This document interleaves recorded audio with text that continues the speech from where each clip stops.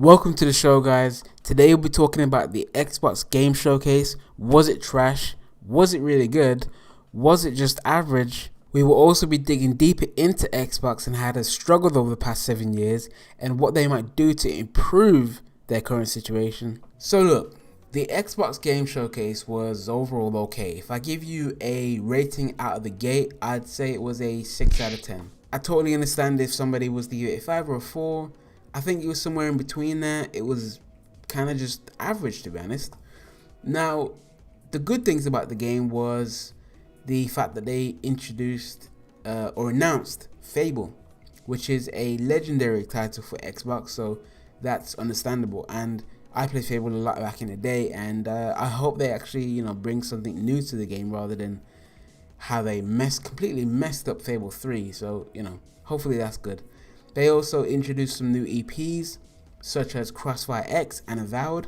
Crossfire X is like an FPS type of game, as you saw, and Avowed looked like Elder Scrolls Skyrim type of game, so that really looked cool. They also premiered Stalker 2. It also looked pretty cool. They also showed Grounded, which was like an indie type of game. They had some pretty cool gameplay. Now onto the ugly / average side of the showcase. They introduced Destiny 2 DLC and Outer Worlds DLC. There's nothing wrong with showing DLC in a game showcase, but it's some people will care about it, some people won't. It's not a new EP, so it won't get as much attention as the other things, but it's fine. They also showed some new indie games. Some of them look kind of weird, some of them look kind of boring. I mean, that's what you get with indie games. A lot of the indie games also look like a knockoff of Life is Strange, but it's whatever. Moving on to the bad side of things, one of them was the Halo gameplay. Halo has been hyped up by them, and understandably, it is one of their main titles. But the gameplay they showed just wasn't any good, to be honest with you, man. It was very uninspiring, it wasn't very innovative, and considering the hype around it, the gameplay was just crap. It just looked like every other bit of gameplay we've ever seen. I like Halo right here, but even I wasn't impressed by it. And hardcore fans, I don't know if you're impressed by it. Let me know in the comments if you were, but I wasn't. I can't imagine people that haven't played Halo before. I can't imagine them being impressed by it either. It was a bit disappointing, to be honest. And then they showed Tetris. Why? Why are you showing Tetris for? It's a game showcase, right? You're trying to impress your consumers, and you show Tetris. Tetris is one of the most unimprovable, unadaptable, unchangeable games of all time.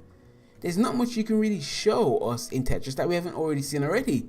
So I don't understand why they show Tetris at all. It made no sense to me. They also showed a lack of gameplay when it came to major titles such as Medium, which we've seen before, so the fact that they didn't show any gameplay was surprising. Warhammer, no gameplay there. State of Decay 3, no gameplay there.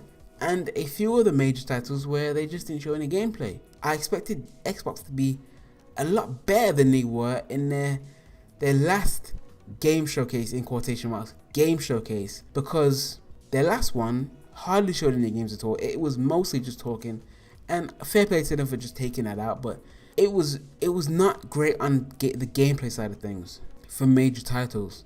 Now, the other thing on the bad side of things is that they didn't really elaborate on or really go into whether or not it was just going to be consoles only exclusives or console and PC exclusives. Is it going to be in the Windows 10 or not? I wish they would have elaborated on that. I don't know if they're going with a strategy of let's not announce it and let's just wait till the Xbox Series X comes out and then we'll say it's on Windows 10 as well. I don't know what they're going to do with that, to be honest. But I was hoping that they were going to elaborate on what they're going to do with that, but they didn't. So overall, it was just, overall the game showcase was just average to, and it's 6 out of 10.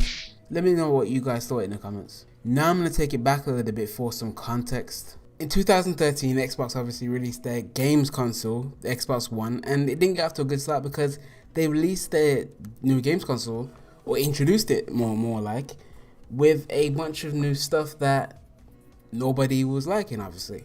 So for example, the Xbox One had to be constantly connected to the internet. It couldn't play used games. So, for example, if you bought a game at the store, you installed it on your Xbox One, and you wanted to play it at a friend's house, or maybe whatever, or maybe you have to buy a different console, you could not play on a different system. And it was also bundled with the Kinect motion sensor, and it also cost $100 more than the PS4. Now, that started them off really badly when they introduced the new console at E3, and after all the outrage that they received, they changed their mind, but they still kept the Kinect motion sensor as part of the bundle, and also the price point stayed the same as well. Now, over the years, when it comes to the sales, PS4 has sold 106 million units. The Switch, which is only a couple years old, has sold 50 million units, and the Xbox One has sold only 46 million units.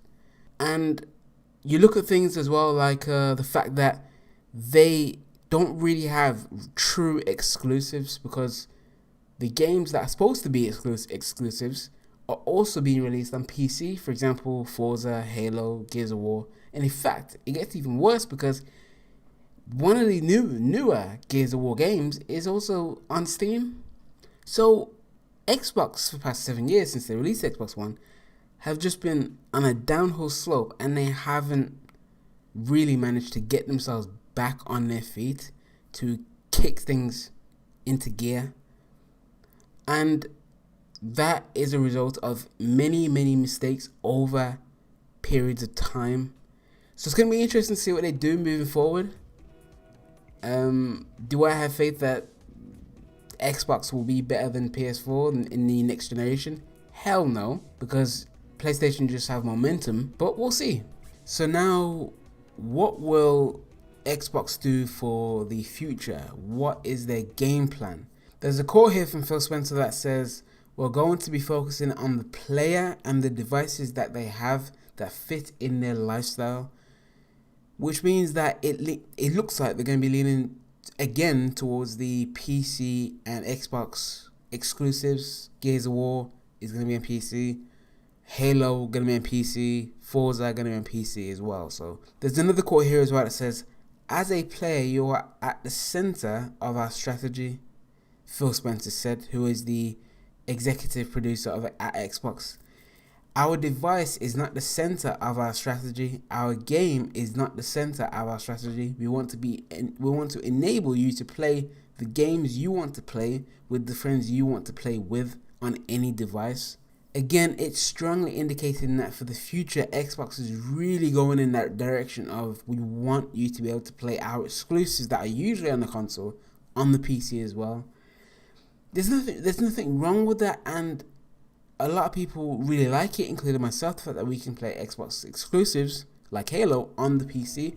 Nothing wrong with that. But so the problem I have with that is that manufacturing and selling your games console when there's no real incentive to buy your games console is counterproductive.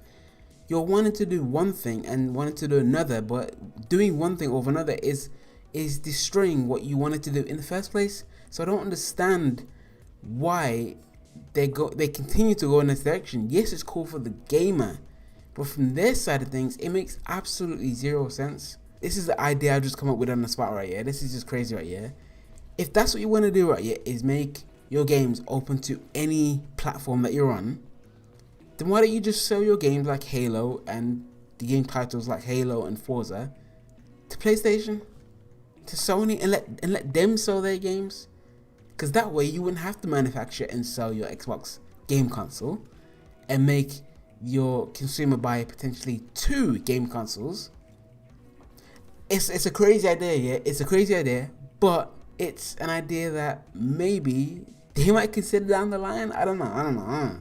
Anyway, for the future, it looks like that's the direction they're going to continue to go down. And my prediction, and I'll go through a conclusion in a second, but I just don't think that they're going to have a successful next generation. But we'll see. Who knows? We'll see in it.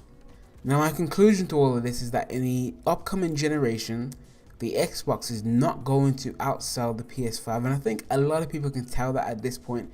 It's got nothing to do with the games. It has strictly everything to do with the fact that Xbox have given their gamers, their consumers, no incentive to buy their new console. The hardcore Xbox fans right here will definitely buy their game, and they will sell some game consoles as well. But in the long run, you're not going to get the majority of the market share compared to PS5. It's not going to happen. So that is my assumption. But at the end of the day, we will see. Maybe they surprise us. Maybe there's more coming and they absolutely blow it out of the water, and I come back on the mic, on the record, saying, look, I changed my mind. Who knows? But for now, that is Xbox. Thank you guys for watching. I'll see you later.